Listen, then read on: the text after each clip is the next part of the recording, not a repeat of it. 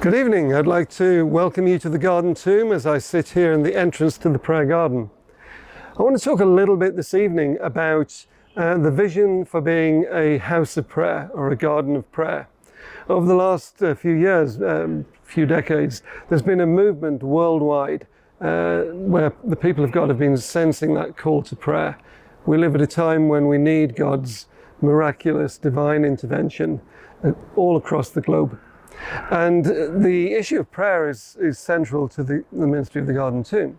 When people come here on tours, they come here to see the tomb, but usually if they're part of a Christian group, they'll also come here to worship, they'll come here to pray, and they'll come here to remember in the breaking of bread and in the reading of scriptures the amazing thing that Jesus Christ did for us in his death, burial, and resurrection. When we look back at the prophet Isaiah, we read there that the prophet Isaiah, speaking on behalf of God, sees a time when God will establish a house of prayer. My house will be a house of prayer for the nations, he said. And Jesus took up that very theme himself on a number of occasions. On one occasion when he was driving the money changers and the sheep sellers out of the temple, he was driving them out because he said, you know, my Father's house is supposed to be a house of prayer for the nations, and you've turned it into a den of thieves, a den of robbers. Prayer, a meeting place, prayer is central to the heart of God. He wants to meet us in prayer. He wants to meet us in that place where his presence is active and vibrant and evident, and he wants us to step into that place and pray all different types of prayer, intercession, calling out to God, beseeching him on behalf of us, others bringing our own prayers and requests to him, in the atmosphere of thanksgiving as we reflect on all the amazing things he's done for us.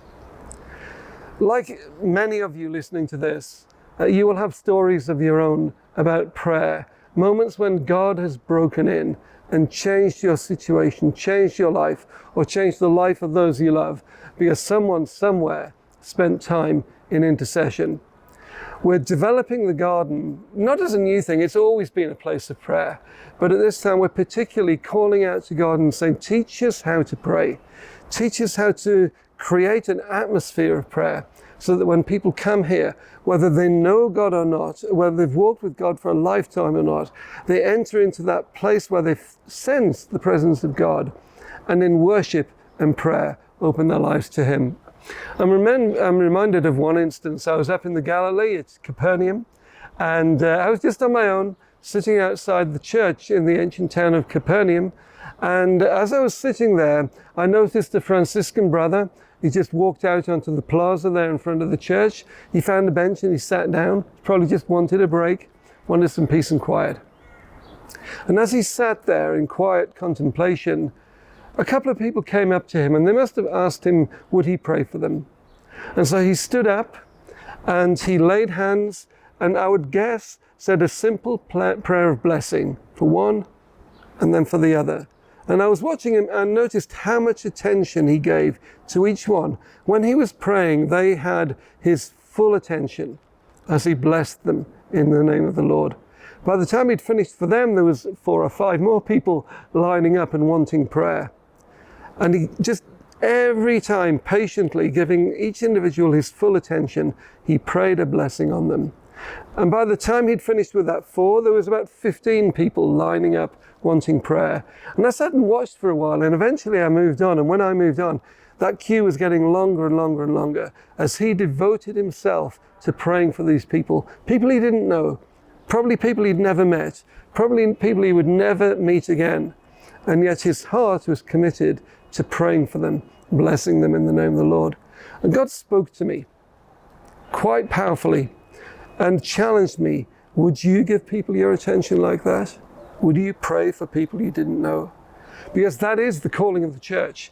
That is our priestly duty in the world, to bring the world before God and to bring the people of the world into the presence of God. And our commitment as the garden begins to open up and the people return is to maintain this area in which I sit as a place where people can simply come and pray in quiet contemplation. And there are other places around the garden where people can do that. But also we'll be saying, Lord, show me if there are times when I can be the person who stands in the gap for that person seeking your presence, and in just a simple prayer of blessing, we might see the kingdom come and see God's will done in that person's life. You don't have to be here to pray with us. Can we encourage you? Join us in praying for the nations. Join us in making this garden a house of prayer.